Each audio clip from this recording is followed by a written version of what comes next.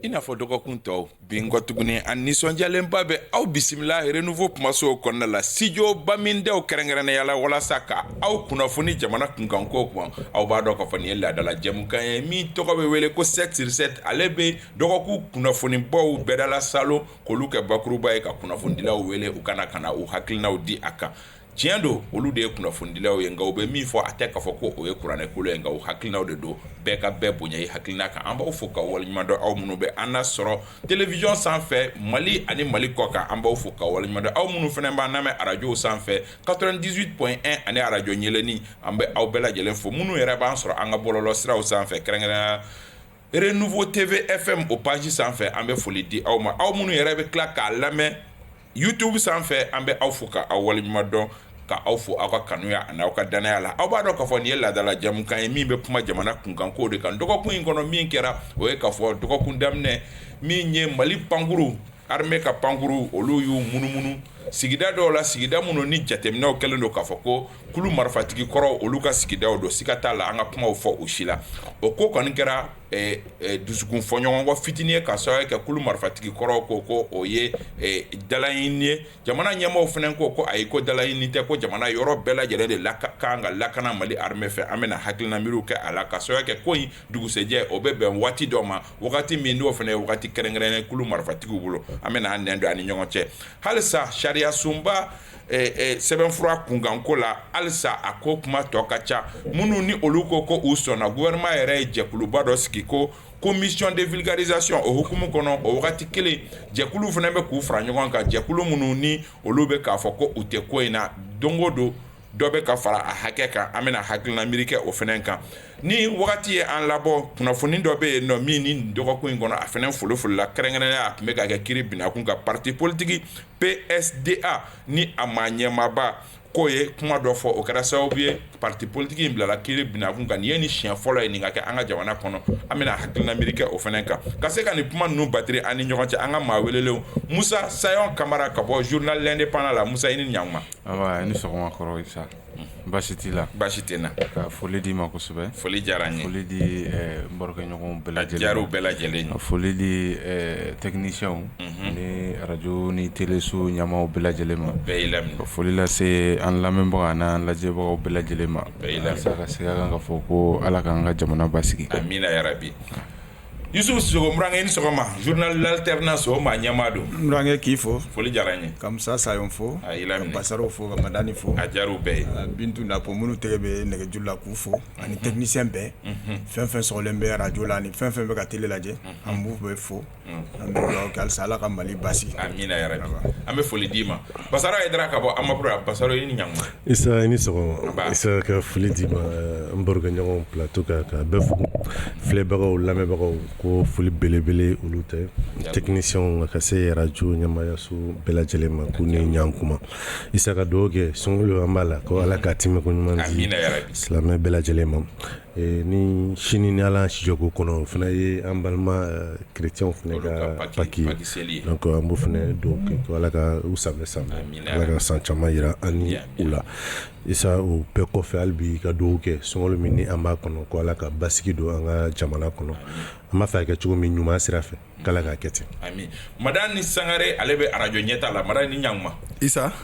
nba foli diyara n ye donc an bɛ Ala deli Ala ka setana bɔ an ka baro la o tɛmɛnen kɔfɛ an b'a ɲini Ala fɛ kisi ani nɛɛma k'o kɛ cidon lasɔrɔma ye a somɔgɔw ye ani a ka sababu ye Isa an b'a fɔ bɛɛ ko assalamu alaikum wa rahmatullahi wa barakatuh Ala ka jamana sumana kɛlɛkɛcɛ minnu binna Ala ka hinɛ u la Ala ka jamana ɲɛma jɔra an lamɛnbagaw an bɛ u bɛɛ fo ani techniciens yɛrɛ min y'an wele kɛnɛ kan an bɛ foli bila ani an kumaɲɔgɔn bɛɛ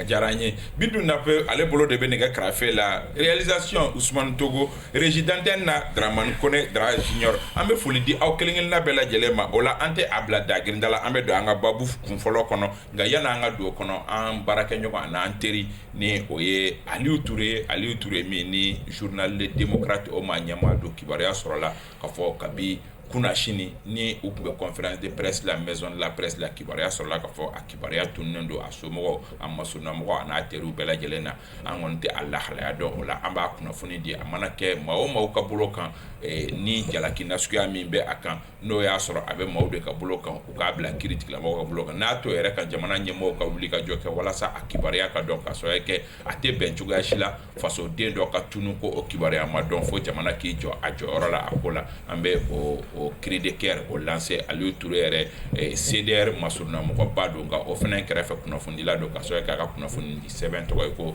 les démocrates an b'o fɔ ka fara a kan Musa Saɲɔn Kamara dɔgɔkun in kɔnɔ min ye armée o kɔni ye munumunu ko damadɔnu kɛ kɛrɛnkɛrɛnnenya BER ani ANEFIS ani Amasin ani Kidal a kɛra kiri ni wɔyɔ ye nin yɔrɔ ninnu na ka nin ko in yɛrɛ bɛ kɛ wagati la wagati min ni o bɛ bɛn o dugusɛjɛ kun kan ka bɛn min ye kulu marifatigiw bɛ to ka min fɔ k'a fɔ k'u ka indépendance o célébration o 11 ma coïncidence ou bien dabɔkama de kun do e yɛrɛ bolo. I ka ɲininkali diyara n ye maintenant effectivement pour que a ko in ka faamu fo a ka ɲɛfɔ kun jumɛn na walima mun nana ni nin bɛɛ lajɛlen en fait effectivement Mali avion on va dire avion dɔw ye Kidal survolé Kidal dɔrɔn tɛ hakila dugu wɛrɛw b'a la minnu ni olu bɛ sema mɔgɔw ka contrôle kɔnɔna na mais fɛn min do c'était prévisible c'est-à-dire fɛn min do balinako tɛ k'a fɔ ko a kɛra ko mɔgɔ tun ma sigi ni a ye parce que wagati laban ninnu na n'i y'a jateminɛ i b'a ye k'a fɔ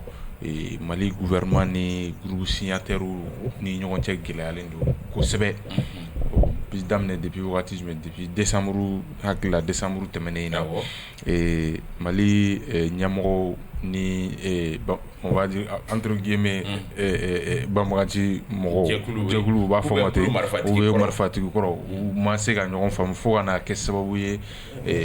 sigikafɔ min tun bɛ kɛ pour que ka accord bila sen kan ni a bɛ fɔ o ma ko comité de suivi de l'accord o ka baaraw bɛɛ lajɛlen jɔra groupe armé yɛrɛ u ka participation suspendue o kɔfɛ olu yɛrɛ musaka mun kan ka d'u ma n'o a bɛ fɔ o ma ko indemnité olu bɛɛ lajɛlen jɔra donc c'était un peu prévisible ko ko dɔ bɛna kɛ min bɛna kɛ sababu ye mɔgɔw yɛrɛ b'a ye k'a fɔ Kidal ko a bɛ ka kɛ problème ye ni y'o fɔ mais survol min kɛra a bɛ message dɔw de envoyé Mali gouvernement ka côté la a bɛ message min envoyé o ye fɔlɔ ye k'a fɔ ko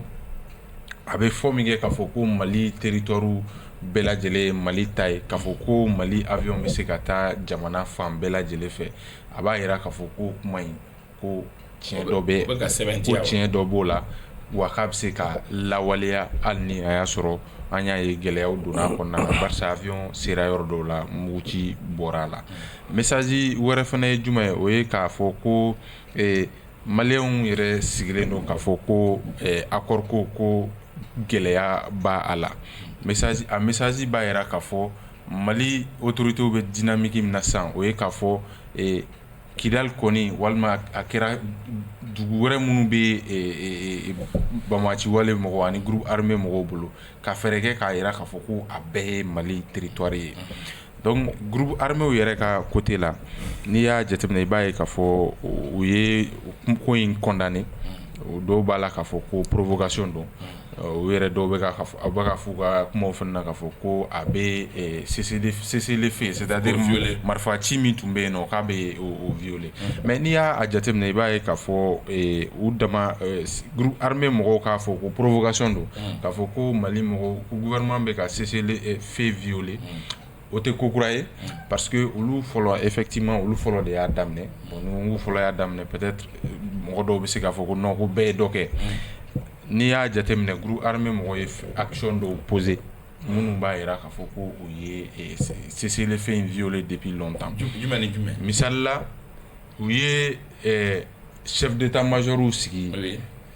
dugu caman na chef d'état-major ni adjoint o y'u ka an'u ka adjoint donc u y'olu sigi jamana dugu caman na donc o b'a yira k'a fɔ hali a bɛ fɔ kɛlɛkɛ bolo kan hali a bɛ fɔ min kɛ k'a fɔ ko groupe armé signataire ko an bɛɛ ye Mali ye o bɛ siga don o la parce que jamana ko segina groupe armé ya kon la anti se ka fo bi ko kulu marfatiki koro do voilà parce que jamana kelen kono chef d'état major fla mangan ka sɔrɔ a kɔnɔna na filanan ye jumɛn ye ka siti poste de sécurité fɛnɛ dɔw sigi parce que ne hakili la jamana ka sécurisation kan ka di gouvernement de ma ani état ma mais ni jamana kɔnɔna na groupe wɛrɛw k'u yɛrɛ sɔrɔ u ka se ka sitiw sigi ka poste de contrôle fɛnɛ sigi jamana kelen kɔnɔna na o b'a yira k'a fɔ ko halisa an bɛ k'a fɔ min kɛ ko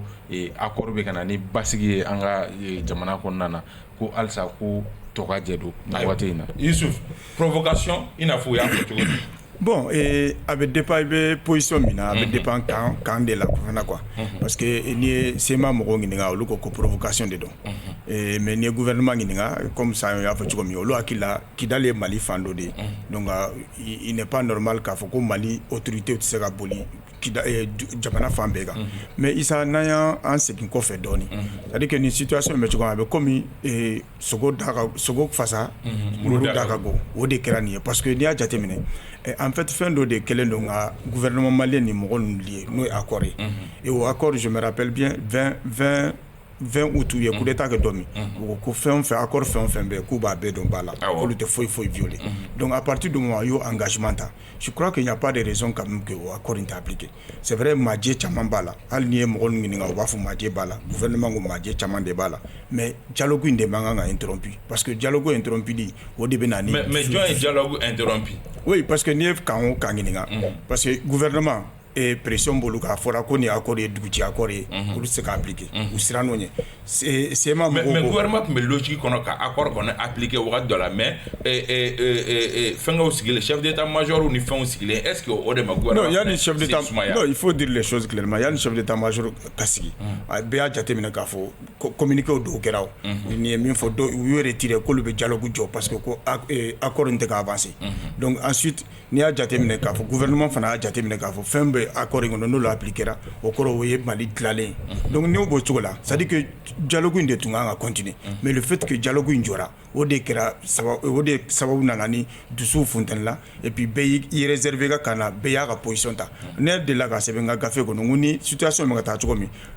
an tɛ kisi en tout cas affrontement ma o affrontement dun vraiment o kun tɛ bi parce que n'i y'a jateminɛ ne bɛ fɛ dama b'o de fɔ n'i ye Kidal accord in jateminɛ il faudrait que an ka gouvernement ka faamuya k'a fɔ communauté internationale de garant ye o de b'a garanti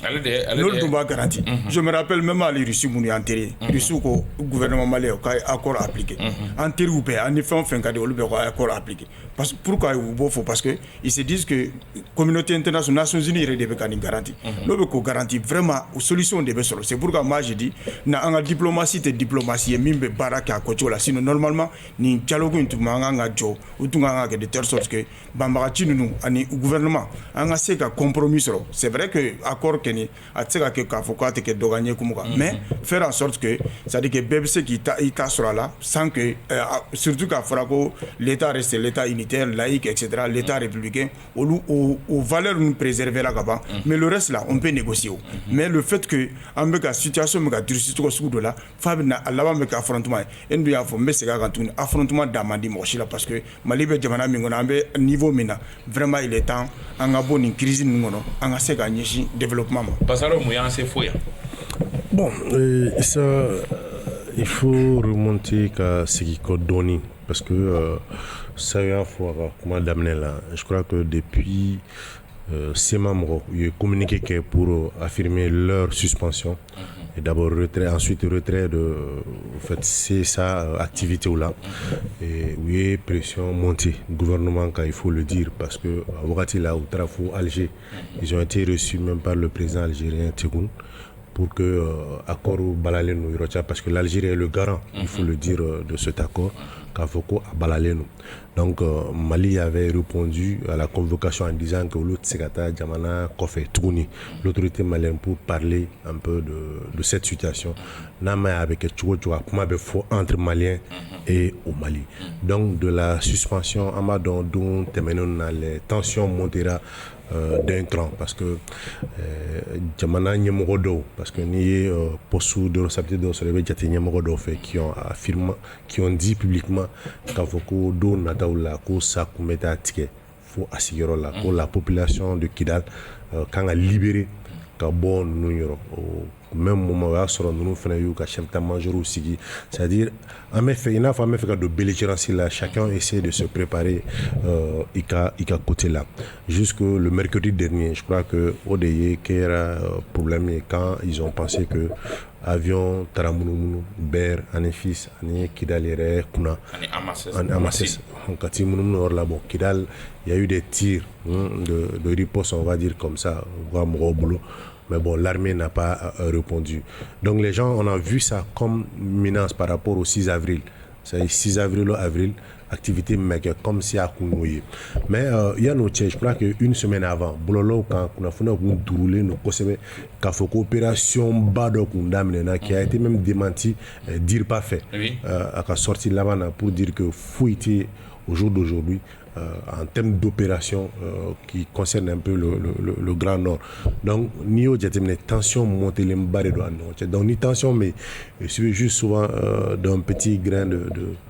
sel pour que fond Bekaseka tient. Maintenant, au-delà de Minkera, on a raconté l'histoire, il est important que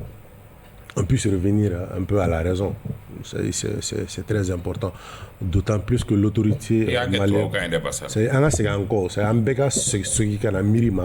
D'autant plus que, comme on appelle, Mali donne nos femmes. Et il y a Mali avion méta... avait survolé, avait mon petit survolé, avait entièrement survolé, mais ça n'a jamais posé un problème. Mais survoler Kidal, pourquoi ça pose un problème? Parce que bien mais cadeau belligérance de la INAFO, belligérance du. Mais ni fana au chien folle kabi 2012 fo bidé ni nyona chien folle. Non, ça on est d'accord. Mais l'armée malienne même est présente à Kidal. Oui, armée recomposée. Armée recomposée est présente à Kidal. Quelles qu'en soient les conditions. Si l'armée à Kidal, au bas, il y a Kidal Mali fait. Sinon, l'armée c'est à Kidal. Même si il y a un mouvement de l'Ambebo Kalama à Baromano, mais l'armée est présente à Kidal. N'y a chien folle comme tu l'as si bien dit, parce qu'au fait, il faut aussi reconnaître que aviation, Malik Aviation, Koguntete, il y a aussi un moment. Donc il y a un territoire de survoler. À survoler parce que on m'a servi mon de matériel là. Maintenant, bien qu'on a les moyens et qu'on doit sécuriser l'ensemble de notre territoire. Moi, je ne vois pas souvent, je ne vois pas de problème qu'à Foucault de Méga. Mais c'est vrai que c'est une guerre communicationnelle. Bébé Fega, Djalaki Baga de Nini, Mali ni nous un bébé Djalaki Baga Nini là, qu'à Foucault, belligérance, nous y qu'elle est damnée à la Kana Tchédien. Je crois que quoi bébé au drone non fait. Sinon en principe dans les faits. Dans la Nindo, Mali Katakati, Mounou Kidal, ani Ber, ani Fils ni Amasid. Mais Kaba obse que dans la zone ngo Kidal est Mali dodi, ani Fils Mali dodi. Mais ni kele ba ni nyokonche ni kele bengan seben la wale ali be sina wala temi bengan afra ko beka tu ici. Très bien. Donc même il faut oula ni accord jatimine ate accord yoroshira kafoku Kidal bora malla ayi accord ya ira kafo accord ala wala li condition do de fora abu foma ligne rouge l'intégrité territoriale bala souveraineté bala sika foito ola donc kata foi Kidal nimbe Mali dodi bon mo mun ba foko Mali sema ube non anga bo kono quoi parce que obey jamana farali pumade Mali e kelindi bon gouvernement ni minkeni provocation te Kidal est Mali doye en effet c'est Mali doye il faut que ni avion bamolo ka ta yoro bella de situation be chugomina le gouvernement malien n'a rien fait comme provocation amza ka fo mo munu provocation ga odi semay parce que oui marfati anga mo ma riposte ou Kidal est Mali doye on la metanga région nadia parce que am terrorisme kala de là ka la ko be la hala be chugomina o yamarabi anga gouvernement bolo. Donc, il y a un accord intégré. Bien vrai que l'accord est du coup, c'est bien. Mais le gouvernement a une concession tellement badike. Quand il y a un gouvernement ici, c'est ma représentant balao. Plateforme qui représentant balao. Ni sentel à moi mimbe, à kasani moi moi. Au bec malonga nyokumu, à bec malonga nyokumunka. Mais au bec, hali big gouvernement transition y pro areka. Ça dit comme robé. Et Djelitu sadi il a kanonobo Michel Djelitu a kanonobo bon au bébé c'est et puis encore intégration mun karafene donc i b'a ye k'a fɔ fɛn caman o de y'a to hali i ye gamu yɛrɛ ka kuma mɛn ani u ka mɔgɔ asuwa ni fɛn ninnu u y'a ye k'a fɔ vraiment bɛ ka a se kɛ pour que ko in ka taa ɲɛfɛ mais ne bɛ mun de fɔ bɛɛ lajɛlen k'u faamu maliyɛn bɛɛ lajɛlen ka kɛ kelen an k'a bila an kunkolo la nin ko in na tous les 10 fils du Mali doivent rester derrière le gouvernement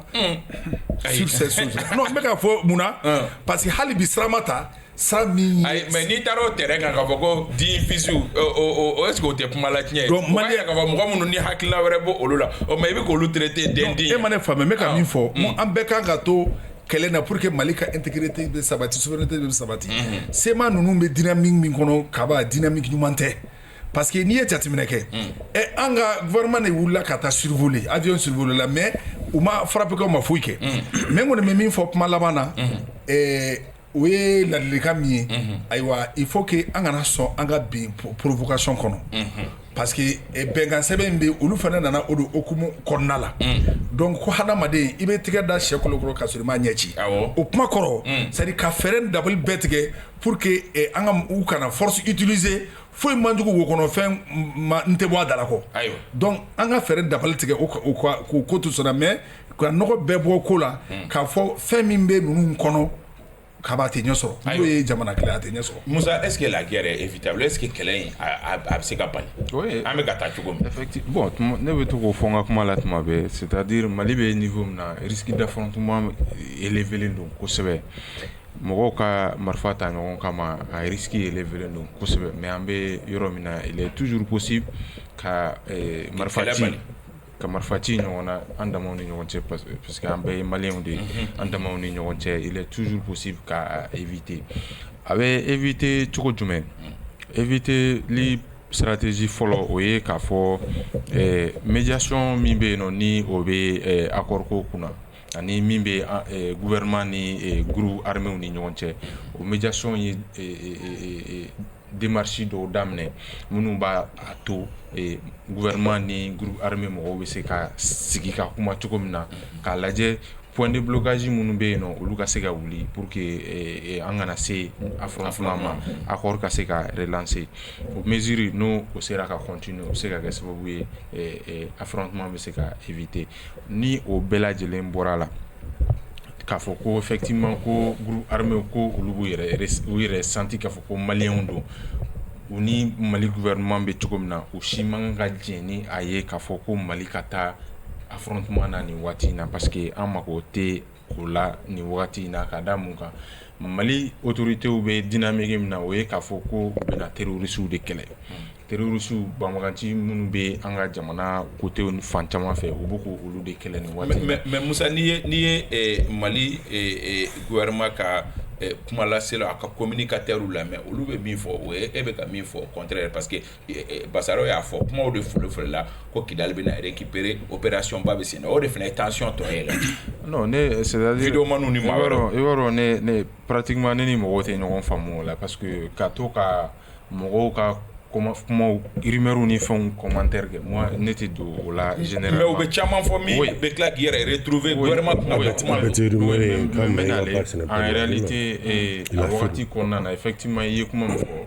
i b'a dɔn ni information ni rumeur bɛ ka taa o ye problème de ye parce que tant que ni a ma lajɔ mɔgɔ m'a démenti c'est comme si a bɛ continuer k'a to mɔgɔw kunkolo la ko tiɲɛ don parce que a wagati kɔnɔna na ko non ko opération ba dɔ lancera ko o bɛna kɛ sababu ye ko Mali bɛna Kidali récupérer mais jusqu'à preuve du contraire je crois lundi tɛmɛnen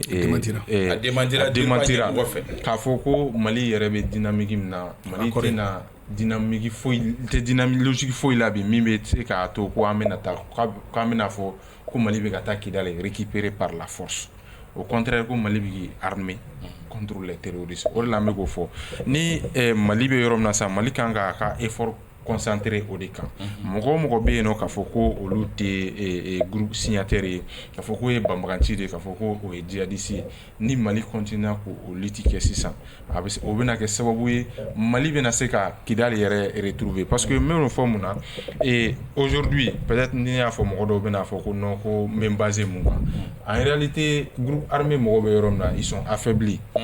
parce que ni ko ils sont affaiblis dans la mesure fɔlɔ n'i y'a jateminɛ fanga min tun b'u la o fanga t'u la bi k'a da mun kan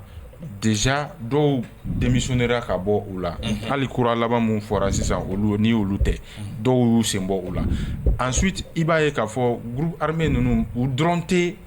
nord la k'a fɔ ko jamanaden minnu bɛ nord la k'olu b'u yɛrɛ retrouver a kɔnɔna la i b'a ye mouvement wɛrɛw sigilen bɛ yɔrɔ ninnu na jamanadenw b'u yɛrɛ retrouver olu fana kɔnɔna na fanga yɛrɛ ka sɔrɔ groupe armé fɛ ka hali ka kɔrɔnfɛla yɔrɔ ninnu caman nasɔrɔ an hakilila u ni terroristes y'u bolo di ɲɔgɔn ma de ka baara in kɛ donc ni fanga apesantira terroristes ka kɛlɛli kan ni terroristes caman neutralisera sisan a ka ca ala fɛ groupe armé mɔgɔw olu ka fanga fɛnɛ tɔ bɛ continuer ka dɔgɔya mais o bɛɛ ye fɛn wɛrɛ ye mali ni gouvernement ni sema mɔgɔw ka fɛɛrɛ kɛ ani coordination u tɔ bɛɛ lajɛlen discussion kana rompi a rompilen don k'a relancer pour que an kana taa affrontement na ni wagati na parce que mali mago tɛ affrontement na damaw ni ɲɔgɔn cɛ Yusuf est-ce que ɲininkali kelen bɛ k'i la i y'a sɛbɛn ka tɛmɛ est-ce que affrontement in bɛ se ka éviter cogo di oui affrontement in kan ka éviter wa a bɛ éviter fana cogo di a bɛ éviter parce que en réalité n y'o de fɔ Kidal problème bɛ cogo min il faudrait que an ka autorités ka faamuya k'a fɔ Kidal tɛ Mali affaire dɔrɔn tɛ quoi ni Mali affaire dɔrɔn tɛ il serait difficile k'a fɔ minnu kɛra garant ye olu ka se ka armée malienne mais olu sigilen ɲɛna a violation bɛ ka kɛ groupe armé bɛ parti a kibaruya sɔrɔla k'u ni Iyad Agali ye réunion damadɔni kɛ diɲɛ b'o kalama kibaruya sɔrɔla k'a fɔ k'u bolo ni terroristes bolo bɛ ɲɔgɔn bolo diɲɛ b'o kalama mais an fana b'an sigi k'o lajɛ o bɛɛ tiɲɛ mais c'est pour que minɛ ko halisa ni y'a fɔ a ka kuma kɔnɔ dialogue foyi tɛ vertu wɛrɛ foyi tɛ qui puisse en tout cas nous permettre de résoudre cette crise là ni dialogue tɛ an ka dialogue de fɛngɛ parce que DIRPA cɛ y'a fɔ déjà ka communiqué kɔnɔ k'a fɔ option militaire o tɛ yen fɔlɔ donc n'o tɛ yen aw bɛ activiste politique minnu ka kuma fɔ la minnu bɛ CNT la ni dɔw bɛ gouvernement na ne t'olu jate o parce que en réalité n bɛ jo di Touré ma procureur Touré ma quand le procureur Touré dit que n'aw taara mɔgɔ ramasser dans la rue ka bila CNT ni gouvernement na ils vont se comporter en homme de la rue sinon kuma dɔw bɛ bɔ CNT maaw da olu man kan ka bɔ olu da réseaux sociaux kan cadre b'e bolo pour que ka se ka o débat ninnu kɛ pour que i t'o kɛ i tɛ ministre interpellé o débat ninnu ka kɛ f'i bɛ t'i sigi réseaux sociaux de kan k'o kuma ninnu kɛ donc moi je crois qu'an bɛ situation min na bi c'est-à-dire que le Mali n'a pas besoin d'affrontement avec les gens de la CEMA. Accord B, accord là, même si appliqué, si j'étais même à la place de nouvelles autorités là, où tu m'as accord il black refait parce que transition de deux, accord il m'a signé en tant contenu d'eau, en a contenu d'eau. Donc pour en tout cas ne pas créer de problème, on met accord d'accord fait. Mais il y a déjà le ministre m'a signé au ministre des Affaires étrangères. Donc on met accord contenu d'eau, faut être accord là au termino. Donc moi je crois que on a déjà le fil du dialogue là, au des manganga rompi chokoshila, on a la même c'est appliqué accord là, on va se appliquer. Min se ka appliquer fana an ka bɛn a ka tiers la compromis ka sɔrɔ pour que an ka se ka bɔ nin kɔnɔ parce que affrontement franchement i b'a daminɛ dɔn mais i t'a baara dɔn malien dɔw b'u kanto k'a fɔ ko Kidal tɛ sɔrɔ ni kɛlɛ tɛ d'accord et ça je crois que an kan k'an kɔlɔsi kosɛbɛ ça y'a fɔ sisan ko ils sont affaiblis je crois que olu ye kuma dɔw ye il faudra vraiment faire attention parce que i tɛ mɔgɔ min dan dɔn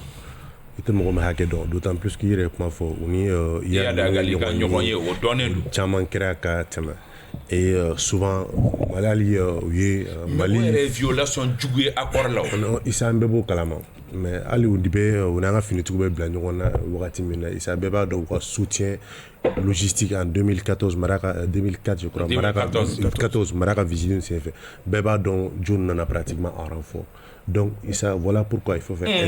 John nana en renfort. Isa les bebo kalama min nana en rapport c'est en renfort olu kelen tɛ au fait ni zone na quoi Isa c'est une nomenclature de quoi bɛɛ quand on est face à l'ennemi commun pour eux Mali est l'ennemi commun donc ils sont prêts souvent à s'allier entre eux pour que se ka Mali kɛlɛ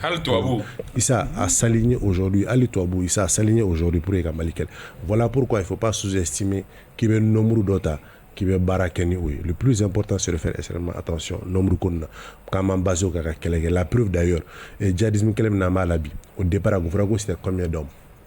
on avait estimé aux alentours de 6 000 à 7 000 hommes exactement mais sans joli ame kelena ni DIRPA reka bilan bo mo mega fin par mois ni sanfla là-bas mo mi fagara akacha millions to kanga to la tunia donc voilà pourquoi il faudra souvent faire extrêmement attention avec des chiffres et des communications et ça au-delà de ça et quel est Ati Mokoshi arrangé quand j'ai raté Mokoshi arrangé parce que ils sont rébellion faut le nord là ils ont été vaincus. C'est-à-dire kɛlɛ kɛra ni u tira Mali finitigiw ye se sɔrɔ u ka sɛ caman, mais à chaque fois ils reviennent. Donc il est important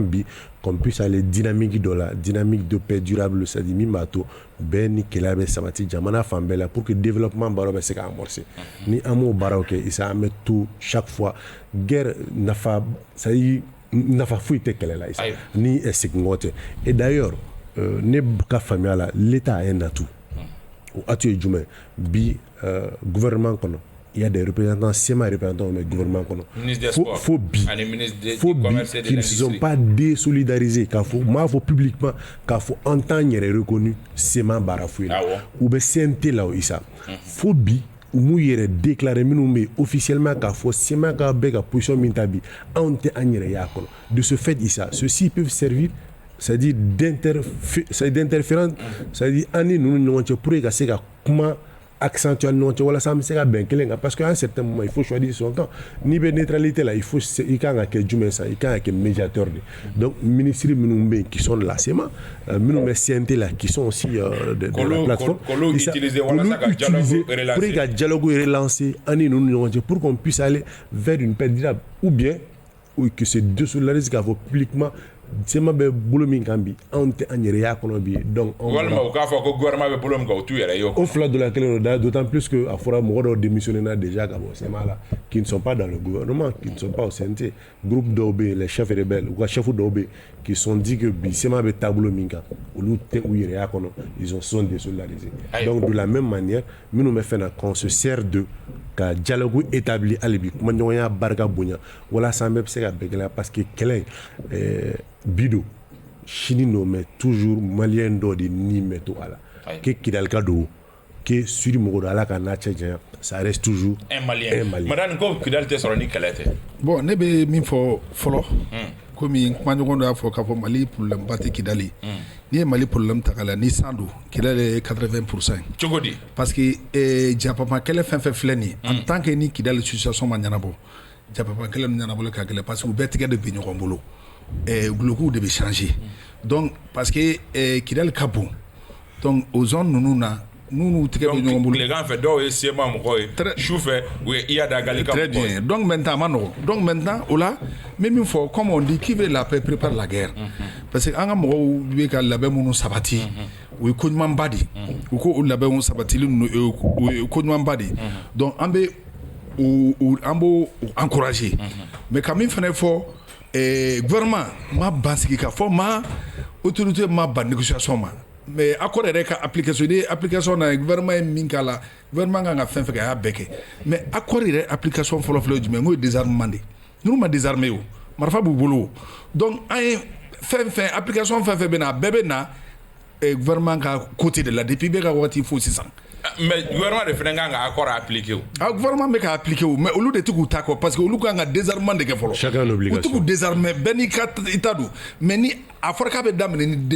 désarmement fɛnɛ de bon désarmement ma kɛ o ka bɔ yen mais min fɛnɛ fɔ mɔgɔw k'o faamu diripa directeur ye min fɔ il faut que a ma fɔ ko Kidal minɛli a da ma maga Kidal ko la dɛ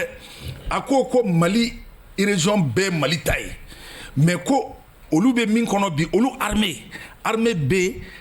État armée bɛ gouvernement de kɔ armée bɛ gouvernement de kɔ gouvernement dun bɛ o bɛ accordaliser application de kɔ olu kɔni bɛ État de kɔ maintenant a ma fɔ ko ayi mais a y'a fɔ ka da kan ne yɛrɛ y'o mɛn k'a fɔ ko attaque bɛna taa Kidal ko il a dit ça aw fɔ a y'o fɔ parce que o tɛ gouvernement fana ka hakilina ye gouvernement ka hakilina to yen ayiwa aw fɔ ko olu kɔni ye armée de ye mais tuma dɔ la n'i ye mun mɛn baladen da a b'a mɛn balaba da ma ban a ko k'olu bɛ politique de suit donc o k'i cɛ ka bɔ yen kaba n bɛ min f'i ye bɛɛ min fɔ sisan ne yɛrɛ bɛna fara mɔgɔw kan o kuma la o tɛ dɔwɛrɛ SEMA k'a fɔ ko SEMA ye mɔgɔ damadɔ o tɛ o ko n'i ye nugu tilen kala de b'a jukɔrɔ siga t'a la ninnu tɛ o diɲɛ kɔnɔ c'est à dire complot international de bɛ contre de Mali donc ni an farati la an kana sɔn ka bin provocation kɔnɔ donc ni an ko n ko an bɛ ko dɔ kɛ parce que ni mɔgɔ fitinin don donc a bɛ kɛ sababu ye tiɲɛni fanga bɛ bonya donc o la min bɛ fɔ jamana marabagaw ye wa an ka taa dɔɔni u kana maaw ka maa caman ka kuma lamɛn bamananw ko wokɔnɔfɛn i tɛ bɔ a da la o de ka jugu a ma ka fɛn kelen fɔ fana MINUSMA nakun k'a f'u ye u ka an ka don dynamique min kɔnɔ mois de juin c'est de tout près donc je pense que ka a fɛɛrɛ dabali tigɛ pour que MINUSMA san o san de don contrat ka fɛɛrɛ kɛ u ka taa ayiwa o fana ye sujet wɛrɛ o fana ye sujet wɛrɛ ça peut être une solution parce que je voulais me faire la précision parce que je voulais réagir un peu à ce que Bassaro a dit. En fait, moi, je n'ai pas chiffre dit qu'à Foko, effectivement, qu'on y a eu Takula Djoko, 1000 hommes ou bien 500 hommes. Je l'ai dit, il y a fois en fonction du fait que n'y est comparé. Où est territoire nous mène Watim Nakana c'est Bima. Nio aux comparaisons que on voit clairement la différence. Alors Wati Laiba et Kafo Mali est affaibli donc vous savez en fonction d'aujourd'hui bi Mali équipement mononif et fait ni basé au local ni au local Laiba et Kafo rapport de force ou de falena parce que Wati doina je crois force ou min tomber groupe armé ou la bi autour là Mali fait que affaibli wagati na o wagati la cogo min na bi o cogoya tɛ ka jusqu'à dɔ fara kan c'est-à-dire Mali ka bɔ nin ko in bɛɛ lajɛlen kɔnɔ je crois que an bɛ yɔrɔ min na sisan fo Mali autorités fana k'a faamu c'est-à-dire accord d'Alger in signera instrument dɔ de don min bɛ an bali nin waati na ka marifa ta Maliens y'a laɲini ne k'a fɔ k'u ka accord révisé a ma laɲini directement k'a fɔ k'u ka accord application jɔ parce que an b'o fɔ min fɛ o bɛ o sɔrɔla assise nationale min organisé assise nationale y'a ɲini k'a fɔ k'u ka accord révisé k'a lajɛ parti minnu b'a la ni minnu bɛ se ka bɔ a la mais groupe armé ko assise t'o fɔ ko groupe bɛnkan sɛbɛn parti de b'o bɛnkan sɛbɛn mais hali olu yɛrɛ u ka porte-parole yɛrɛ degera k'a fɔ moi-même j'ai échangé avec lui il me dit effectivement ni ko k'i bɛ accord ko dayɛlɛ bi c'est comme si i bɛna boîte à Pandore dɔ de dayɛlɛ c'est-à-dire a bɛ se ka kɛ sababu ye mankan bɛ se ka na a bɛ se ka kɛ sababu fana a bɛ se ka kɛ solution ye parce que olu bɛ dynamique na ni olu fana ka côté la hali n'i y'a dayɛlɛ san olu fana b'a fɔ k'u ka fɛn wɛrɛ don a kɔnɔna na min t'a kɔnɔna na bi donc risque bɛ yen nɔ mais tout compte fait n'a ma y'a k'a fɔ a ɲinina ko k'a réviser c'est-à-dire u kan k'o solution de explorer nin wagati in na ka fɛɛrɛ kɛ groupe armé ka côté la jumɛn de bɛ se ka falen an fana ka côté la gouvernement ka côté la an k'an sigi k'a fɔ fɔlɔ yanni an k'a dayɛlɛ voilà k'an sigi k'a fɔ yɔrɔ jumɛn de bɛ yen nɔ n'o yɛrɛ ye problème ye facteur de blocage ye ni an kan k'o falen obligatoirement problème minnu bɛ yen n'olu ye mineurs ye n'olu bɛ se ka hali bɔ i n'a fɔ police territoriale n'a ɲɔgɔn olu bɛɛ lajɛlen supprimer mais aussi tɛ se ka ɲɛnabɔ fɔ kuma ɲɔgɔn in ka continuer Bassaro e fana tun bɛ fɛ ka dɔ fara pour que an ka taa an ka sujet filanan pour ka taa sujet filanan Isa Malibakɛ kuma dɔ fɔ qui est très important Madani ni ye nugu jɔlen kala de b'a kɔnɔ il faudra que Mali ki an k'an servi histoire la ko tɛmɛnenw na pour pouvoir ne pas commettre an kana bi a dingɛ kelen kɔnɔ la Libye de Kadhafi était très forte surtout sur le plan militaire mais Kadhafi a été à Chelama de fagara pratiquement l'armée de la Libye en termes militaires était très fort puissance yɛrɛ kunda wagati la exactement Issa qu'on se rappelle la Côte d'Ivoire sous Gbagbo Gbagbo quand il était président de la Côte d'Ivoire donc an k'an yɛrɛ a fana y'i ka baara kɛ le tout armement ye a wagati au-delà de ça sɔgɔmada kelen o ye Gbagbo ka aviation bɛɛ détruit sɔgɔmada kelen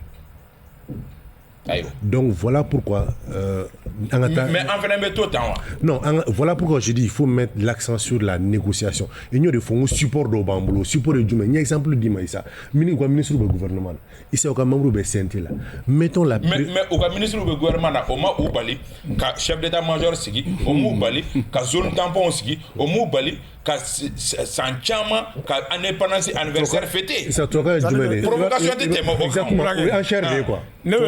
négociation là a fuma ko enchère de kuma dɔw la on met la pression c'est-à-dire surtout olu bɛ position min na c'est min mana communauté internationale ka position jateminɛ ça d'ailleurs la preuve c'est quoi ko kɛra dɔrɔn la MINUSMA a fait un communiqué mais ninnu bɛ acte joli kɛ pour que la MINUSMA sorte un communiqué acte joli kɛ donc voilà pourquoi a bɛna fɔ protéger ninnu cogo dɔ la donc voilà pourquoi il faut faire extrêmement attention n'an bɛ baara dɔw kɛ et réfléchir à ce qui s'est passé c'est-à-dire que Mburange ne ka problème min ye Bibi ni a jatem na partie fla fin bekoko ils sont pour l'application de l'accord. Donc je crois que fondement dobe base dobe ango base de consolider. Et be ka détail ni munufo. C'est-à-dire que Olubeke comme il a si bien dit, au lieu chantage ou de ko la chanter parce que wakati de la dialogue jora donc minka d'enfant am se ko ke. Mais état kan ibla au-dessus de ça. État kan ligne de l'état qui clé là. Maintenant comment mbo application intelligente, relecture intelligente ou des trucs comme ça, ça dit que qu'on sorte de ça. Ani mo ngasigi anga la demi se ka appliquer. Al nous ba doere transition temps parce que l'application de l'accord là demande aussi des moyens, moyens financiers. Donc nos moyens financiers tambolobi. Ou la to no ko ngonu ntunga nga minke. Ou de ka accord mbla krefe. Ou ku ka transition ke ou ku ka ou ka nga munu ke transition na ko se ko luke gouvernement mi manana o se ka continuer accord. Aywa ame temana nga babu fangele ye projet de constitution ale ko be sena anya ka fo gouvernement era ye jekulu do ski commission de vulgarisation wakati kele mouvement appel du 20 février olu kon kel no ka wulika jo sabati alno ya soro kulubere yu kambo ni ndoko kun kele ngonda langa amba dam nani gouvernement ye minami siki mba dam nani mbrange commission de vulgarisation ya hakina ijme ya kaka so yake apma tiara doko ku ngono so bon commission de vulgarisation ko ni beba do ngoga ngasi ko gouvernement fait parce que ni projet de constitution dira kaban a toute la mise en œuvre de comme on le dit un référendum gati pour que ka vulgariser ka information di mogoma donc okumu kon la de la gouvernement et ni sigi pour que ka se ka information di ka constitution ere mimba kono ka se ka nyefo malien pour que ni vote tumasera lubunga abangi ni population fait peuple fait o ka voter oui maintenant madje mimba là je crois que ni constitution yere départ d'amener je crois qu'anya madje munubala nye anyolu po foni plateau e kelenga ango d'abord consensus large consensus mi na tunga nga ke o make flana ka foko bede dadu na la inclusivité au fana make parce que ni a jatemine en fradama ya fo constitution mi bangu na bi o constitution qui en 92 de o constitution ke tugo beba do nga transition ya ke me transition bede tu me malien presque 90% be tu me ki yere o transition ngono o la to opposition tuntala à part munu bora fangala no musa mogoy o lu tun kantun tol da wakati parce que il depend ko tun jodabla la est-ce que olu m'a empêché de bibi nani munu fana bora fangala ni gouvernement yi fana ye olu te u ka baraka me musa clé ta afora olu nyana ko na ma oski orola aw ni mi nga ka obe kawla mais bien est-ce que liberté de ma to ye no hal munu bora fangala ku to ku non parce que en fait contexte où tekele parce que musa tana révolution do de kera et jeli de bona pour que jamana ka se changement ga se ka ke mais ninduna ne afora ko coup d'état te o donc on suppose que processus démocratique ko IDPM a empêché la oui mais bi RPM be ka continuer ka baraka oui mais me fait ka min fodron ou yere ko coup d'état te munu coup d'état ko lu ko coup d'état te ku be ka ou ye jamana ou changement de no fait et que par conséquent ou se ka ni coup d'état te démocratie peut continuer de ni démocratie donc continuer et démocratie est tabia munu fo lu fana be bateau de liberté d'expression liberté d'association liberté de mouvement lu be ka respecter donc no lu ma respecter wol le maje mais mi transition mieux conscient et le problème c'est-à-dire que nous groupe qui a constitué contre le projet de constitution vraiment il y a un mojo parce que en réalité surtout religieux nous franchement je crois que c'est un danger pour en tout cas le référendum ni référendum n'a pas abouti au cours de transition ko segine ko fait alors que ala ga kishi parce que no kera jamana bi nabla situation de situation mi peut-être ka teke nyuma ko jamana ma Moussa commission de vulgarisation contre appel du 20 février l'imama cadre des partis et regroupements M5 Mali Croix ani onyogana chamo. Oui, effectivement, et projet de constitution moi a gagné de nous wati na kusbe mais hakila wati na to bena juguyani ne doni parce que plus amegata ibaye mogo hakina be don mais ambeyorom na sisa il faut que mogo ga faire no famo jume ameni kuma imbela jelena projet de constitution mba fait nta fait mogo yere ta don folo référendum bena ke domina dati ma foblene dati min be o le 19 dati min tumbe o 19 mars o bora la fora ko barado bena ke folo no bora la ko référendum dati bena ke ne bolo ambe wati mina 600 c'est normal l'organisation ko ka position dit mais il est très important jamana nyamoko fene ka dati do communiquer mogo yana parce que base de données oui, parce que tant que ni mogo ma dati so ka foko référendum bena ke mina aka gelen mogo ka position bela jelen ka nyokon soro parce que ni position ni dati dira 600 c'est comme si délai d'oré ou délai d'oré gouvernement o bɛ se ka kɛ sababu ye gouvernement ka se ka mɔgɔ minnu bɛ yen nɔ minnu ko olu sen t'a la ka u wele ka temps dɔ di pression dɔ da i yɛrɛ kan parce que tant que ni pression ti i tɛ ka timing dɔ di i yɛrɛ ma a ka gɛlɛn i ka baara ka se ka teliya n'an tora nin cogo in na tan a ka ca ala fɛ n'i ma kunnaja an tɛna se ka élection tɔ organiser parce que tant que ni délai dɔ ma di sisan k'a fɔ ko référendum bɛ kɛ nin date in na c'est comme si an bɛ ka chronogramme bɛ ka chronogramme voilà a tɔ bɛ ka mɔnɔbɔ ka taa parce que 2024 février kan k'a sɔrɔ ko bɛɛ mars kan k'a sɔrɔ ko bɛɛ banna misali la par exemple an bɛ yɔrɔ min na référendum yɔrɔ o reportera mais ensuite référendum date ma dɔn nin kelen in na bi fɔlɔ k'a fɔ ko référendum date ye nin ye mais déjà an tun kan ka élection wɛrɛ minnu fɛnɛ kɛ n'o tun prévoilen don chronogramme kɔnɔ ni o ye communal ninnu ye ni législative olu wagatiw yɛrɛ tɛmɛna parce que déjà an bɛ yɔrɔ min na olu tun kan u ka collège électoral o tun kan ka convoquer mois de mars la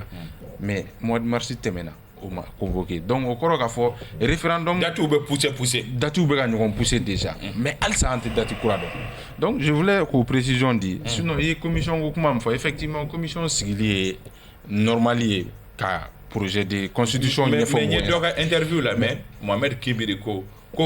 munna commission bɛ sigi commission min ni o bɛ oui dɔrɔn fɔ ko munna ko gouvernement tɛ commission dɔ sigi fɛnɛ min fɛnɛ bɛ non fɔ non gouvernement bon peut-être olu de minnu ko non olu de bɛ se ka fara ɲɔgɔn kan ka u ka coalition sigi mais nin yɔrɔ in wagati in na gouvernement de bɛ fɛn sigi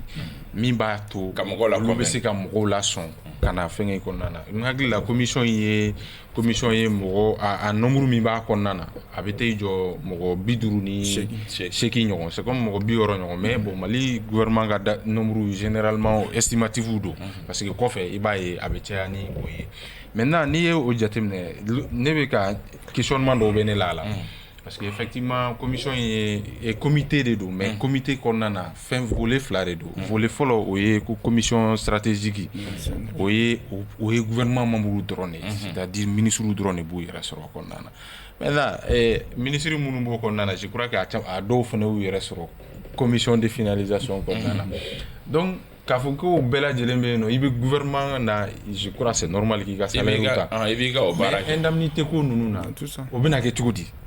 est-ce que gouvernement membre minnu b'o la o bɛna tila k'o indemnité fɛnɛ continuer k'o ta n'o fɛnɛ kɛra est-ce que o tɛna kɛ problème wɛrɛ ye jamana ma an bɛ waati min na bɛɛ b'a dɔn k'a fɔ wariko gɛlɛya bɛ yen nɔ donc olu ye ɲininkali misɛnninw ye mɔgɔ bɛ se k'o minnu k'u yɛrɛ la sinon n'o bɔra la gouvernement minnu ko olu tɛ u yɛrɛ ye a kɔnɔna na effectivement dɔw bɛ k'u fara ɲɔgɔn kan mais dɔw ta solution bɛ se ka sɔrɔ olu la dɔw ta olu solution sɔrɔli ka gɛlɛn misali la appel du 20 février olu ka logique ye min ye olu ko de ko jamana ɲɛmɔgɔ minnu bɛ yen nɔ bi k'olu yɛrɛ de yamaruyalen légitimité yɛrɛ de tɛ olu bolo ko ka accord et fin je veux dire constitution yɛrɛ falen solution t'olu de t'a la olu ka solution sɔrɔli ka gɛlɛn parce que bi min bɛ yen ka olu la faamuya k'a fɔ ko jamana ɲɛmɔgɔw kan ka nin falen u ka gɛlɛn sinon n'o bɔra la tɔ limama ta ye terminologie ko ye an ka ca ala fɛ n'i ye olu lasigi ka kuma ni olu ye k'a ɲɛfɔ ɲɛna ka ɲɛ hali ni bɛɛ ma sɔn i bɛ mɔgɔ dɔw sɔrɔ minnu bɛ diya ni a ye ni o bɔra la groupement wɛrɛw bɛ yen par exemple M5 Malikura olu ko effectivement olu b'a ɲini jamana ɲɛmɔgɔw yɛrɛ fɛ u ka nin fɛn in lajɔ a kana kɛ mais olu ye grief dɔw de soulever parce que u ko constitution projet min bɔra o kɔnɔna na o bɛ jamana ɲɛmɔgɔw ka fanga bonya kojugu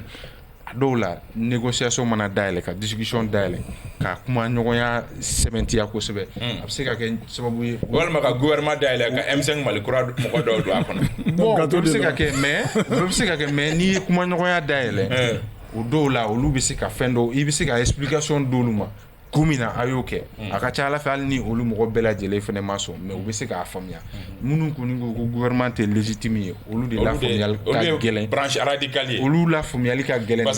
mais négociation ni discussion kan ka continuer pour que bɛɛ lajɛlen ka se k'i yɛrɛ sɔrɔ a kɔnɔna na o la ni mɔgɔw taara référendum na a ka ca Ala fɛ a bɛ se ka kɛ basigi kɔnɔna na. Ayiwa Basaro. Il faut an k'a faamu ko baara saba de kɛra dɔgɔkun in kɔnɔ. Baara fɔlɔ o ye gouvernement ka note ye ka commission de vulgarisation sigi. Et je crois que vulgarisation ne veut pas dire oui, faire campagne pour le oui. Le oui a to yira a bi tɔgɔ de don non vulgariser ça veut dire ka mɔgɔw labɔ ka bɛɛ labɔ a kalama ka bɛɛ lakodɔn ka mɔgɔw labɔ a kalama papier ka taa di mɔgɔw ma bɛɛ k'a kɔnɔko dɔn bɛɛ k'a kɔnɔko dɔn c'est à dire u ka copie caya bɛɛ k'a kɔnɔko dɔn mɔgɔw k'a dɔn ani commission de campagne tɛ kelen une commission de campagne c'est vulgariser en fait filanan ye jumɛn ye ça c'est notre technique min fɛnɛ bɔra ministère de l'éducation na k'a fɔ ko ka a kalan enseignement secondaire la sabanan de la o ye je crois les anciens combattants là olu ye communication dɔ kɛ pour demander aux tous les anciens militaires femme veuve ni fɛn ninnu ko bɛɛ ka voter pour le oui je crois que olu le ye oui bɔ u ka kuma la donc il y a eu 3 communiqués dans la semaine maintenant Issa nin bɛɛ ye bɛ kuma dɔ de kofɔ quoi c'est à dire an bɛ ka don campagne de kɔnɔ parce que n'a ma constitution validée déjà promulguée par le président de la transition non pas promulguée pour le moment. Pour le moment présent, il y a validé. C'est pas promulgué. Oui, mais ça a été validé par le président. Il y a avec la commission pour la vulgarisation, le président Djarani, voilà pourquoi avec la Bara Tobe a continué. Donc, du moment que le président est Bara validé, maintenant, on est sûr que le référendaire est un méta ou là. Donc, dans un méta ou là, il faut que les gens sachent. Mais en termes Abana, constitution qu'on validera par le président de la République, même quand il a empêché Djama Mimbora. Non, on est au mécanisme de Issa. Non, en termes de mécanisme non, parce que bifolo, je crois que Kobega jaugé de. À la vulgarisation qu'on a faire jauger follow. Voilà pourquoi ça a dit il n'y a pas de date pour le moment. Date il faut ma fixer. Si ça passe. Si ça passe parce que je l'ai dit sur le plateau que mais oui, goron mega oui, goron la nina parce que ni de dembo, il veut faire adopter BRF. Gouvernement est oui au décalage. Mais est-ce que tant de gouvernement contrôle là, plus le temps passe, plus Djama Banta avec Kachaya. C'est pas évident. Ça, c'est pas évident. Et une fois, à d'autres questions politiques qu'on peut régler politiquement. Mais j'étais même surpris parce que nous avons convaincu que c'est l'imam. Tout le monde chite, n'est pas familial là. En tout cas, ni y a plusieurs positions là, ni moga comme la main. Minumbe bi qui sont radicales. Qui disent que ça a dépassé. Mais pourquoi tu as là, à la laïcité infinie, on sait qu'à la non, ça, parce que bien me Fazimina. Il n'est pas autorisé qu'à vous qui veut faire nos fallait ni projet. Qui a dit c'est un projet? On a fait un avant-projet. On est dans le projet. Il s'est mis Fazimina. C'est pas possible.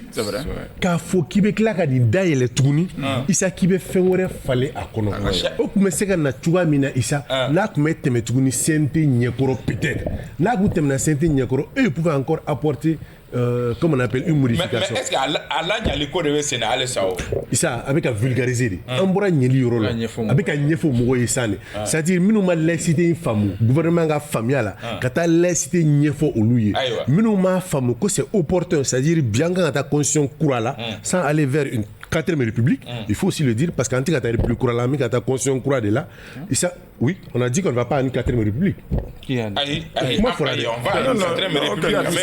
Clairement. Qui a dit 4e République? Non, mais mi fora. Non,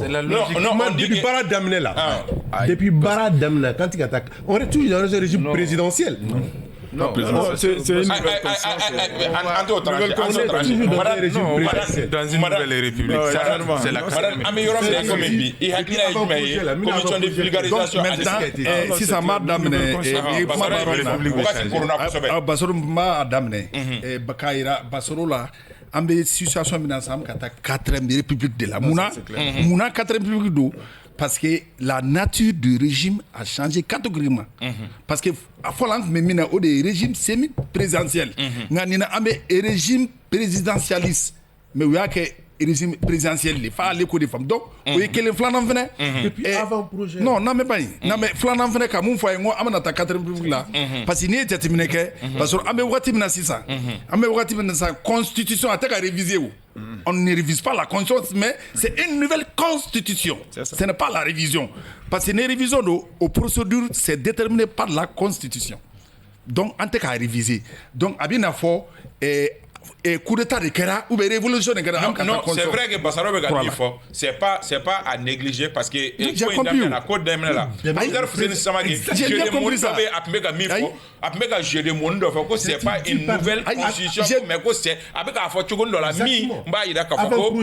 ko danfarani dɔ bɛ constitution kura sɛbɛnni ani nin. Kaba n y'a faamu n bɛ fɛ ka mun fɔ ka Bassaro ka kuma an ka b'o la n ko la nature du régime de le régime de la République a changé parce que an bɛ régime présidentiel de la CISA. Parce que le régime présidentiel est blé. Parce que dès le moment le président de la République, c'est lui, non seulement il nomme le gouvernement, il nomme le premier ministre, et puis il peut dissoudre l'Assemblée nationale. Mais le gouvernement n'est pas responsable devant le... C'est le président de la République. Devant le Parlement. C'est le président de la République qui engage la politique générale. Merci. Maintenant, il y a une fois, il faut changer. Il faut c'est-à-dire, il faut pas que ou un esprit endoctriné. Parce que projet là, le projet reste un projet. Le projet de code des personnes et de la famille, c'est-à-dire projet qu'on a créé loi a promulgué et a la deuxième lecture là. Donc me fait comme il faut tout peut modifier, même ça a changé dominant de ni référendum kera. Ka référendum ka promulgué ou la boule sega mais ambe wakati mina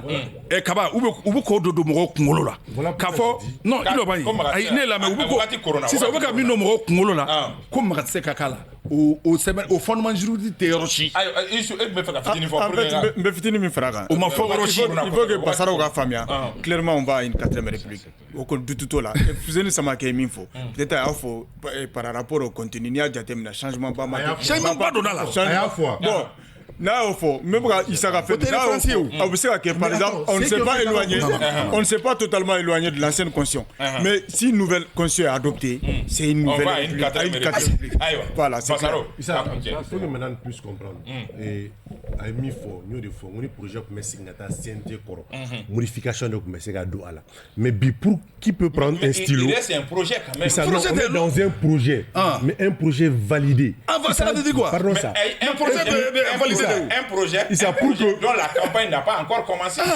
Il y a eu deux aspects. On a parlé d'abord d'avant-projet. Il y a dans une commission de Blara pour voir qu'avant projet là. Au projet n'est bébé ou de vulgariser ça. Qui va prendre un stylo? Une personne, qui t'a fait le folle. Ou bien on reprend le processus. Voilà pourquoi c'est pas possible. Une question. Le président ne peut pas prendre l'initiative. Le président c'est qui sigibi. Quand il fait le bois. Quand il t'a senti. Prévu juridique. Wakati bana ambo tofo kenema dokoku nata anga sujet to kelembe no dokoku nata kasoye ke mercredi nata procès be PSDA ani ministère de l'administration territoriale ni nyongate ay sabali mercredi nata anga sujet sabana mercredi nata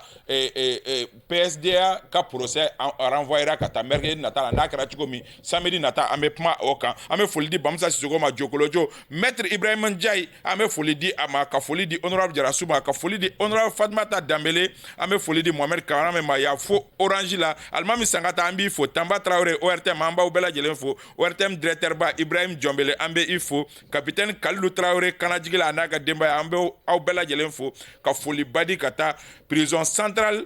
et barakelaw bɛɛ lajɛlen ma k'an bɛ lamɛn kosɛbɛ ni jɛmukan an b'u fo ka foli di kɛlɛcɛ minnu n'u bɛ front na olu fana caman b'an lamɛn an bɛ foli di u bɛɛ lajɛlen ma Bitu Nafobolo tun bɛ nɛgɛ kɛrɛfɛ la Ousmane Togo tun bɛ réalisation na Dramane Kone Dra Junior ale bɛ régie d'antenne na an b'aw fo ka waleya k'an bɛn dɔgɔkun wɛrɛ Bassaro Sabali dɔgɔkun wɛrɛ ni jɛmukan kelen kɛnɛ kan wassalam.